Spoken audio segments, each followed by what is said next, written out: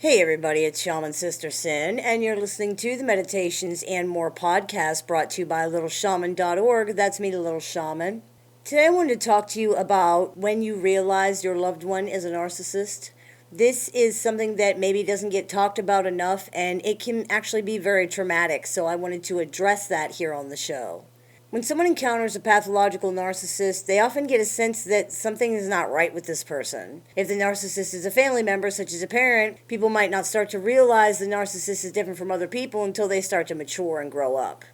This observation can sometimes override someone's knowledge that the narcissist's behavior is abusive because they can clearly see that something is wrong with this person and they want to help. This is the trap that many people get stuck in. It may be how you found the show because you're looking for answers. If you found them here, I'm sorry to hear that. I hope I can clear a few things up for you and maybe help you understand what's going on a little better.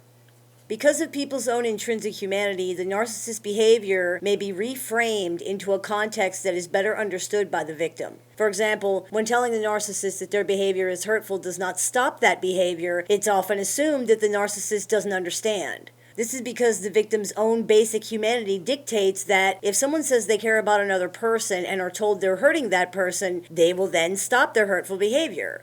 When this doesn't happen, the victim is forced to reinterpret the behavior into something they can understand. The narcissist must not get it. They must not understand. This is how people find themselves explaining basic concepts like respect, consideration, taking turns, sharing, and manners over and over again to a grown adult. People often believe that if they can simply find the right way to explain it, the light bulb will go off in the narcissist's mind and they will finally understand. This will then lead to the hurtful behavior being stopped. This is a misunderstanding of how narcissists operate. It's an understandable misunderstanding, but it is a misunderstanding. It is the victim's own reframing of the behavior that has largely caused this misunderstanding, although of course the narcissist usually does not try to dissuade them. The truth has been in front of the person the whole time, but because it's so foreign to their experience, they don't recognize it.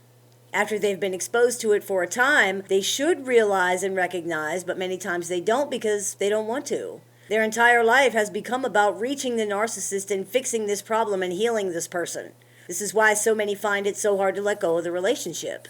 Not only is there usually a trauma bond, which is very powerful, but they've been denied the gratification they have worked and waited so long for. It can be very hard to walk away from that. There's no satisfactory conclusion to the situation. There's no closure and there's no happy ending. It's just an endless cycle that never goes anywhere.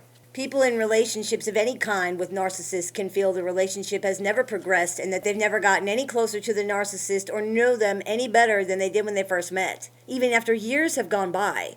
This is partly because the narcissist rejects all true forms of intimacy, but it's also because who you are trying to get to know doesn't exist. They're not real. There's no depth to the narcissist's facade. It's a superficial mask designed to hide the narcissist's true self. There is nobody to get to know. They are empty and void of identity. People searching for answers as to what's wrong with their loved one, because something clearly is, often come across information that is very troubling and even appalling. A lot of the experiences out there by people who have been abused by narcissists are pretty awful. They're hard to listen to. They're hard to read. And even though the victim might see their story in that, they can remain in denial for quite some time because though it's a relief to be validated, the reality of pathological narcissism is very distressing. It's shocking, it's hurtful, and it's embarrassing. How could I not know? Why didn't I see it? How could I have been so stupid? These are logical feelings and questions to ask yourself, but they miss the point. You're a human being, that's all. You believe in the basic humanity of other human creatures. That's why you didn't see it. Why you put up with abuse for so long is a different question, but that's one that can be answered in time. Dealing with the shock of these realizations is hard enough, because it's not just one realization, it's many. The first is usually that there really is something wrong with this person, and it's not just you. That one is often a relief. The second and hardest is usually the realization that this person does not care. There was no misunderstanding. There's no other problem. They just don't care. And when people realize that, they often look back at the behavior and realize it was staring them in the face the entire time. The narcissist does not care. Not the way you thought, not in any way at all. The third realization, which usually comes very close to the second or even simultaneously, is that even though you found the answer, there's no solution. All the time you spent looking for answers and trying to understand and trying to get through to this person, hoping that with the answer would come the solution, was for nothing. There will not be a happy ending. This is often a very large letdown and very hard to internalize emotionally. Many people can't get past it. They can't let go of the hope. They can't accept the idea that their time was wasted on someone who doesn't care at all. They might even decide to ignore the truth and stay in the relationship, still pushing for that satisfactory outcome that they believe is possible. That's totally understandable, but it's dangerous. You can stay in a relationship with a pathologically narcissistic person if you choose. There's no law against it. It's your life. But you're only hurting yourself if you don't have realistic expectations. A person can only be taken for a fool once. After that, they know better. Staying in a relationship hoping the other person will change so that you don't have to is no way to live. It's unhealthy, and you deserve better than that. Don't be afraid of change. Once the shock of the realization wears off, and this can take a while, the recovery can then begin.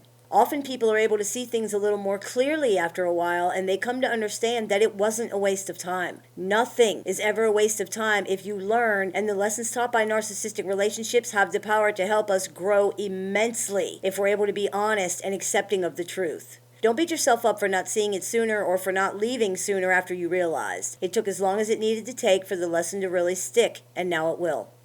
If you think about it, this is probably the narcissist's single biggest function, to show people how much more they need to love themselves.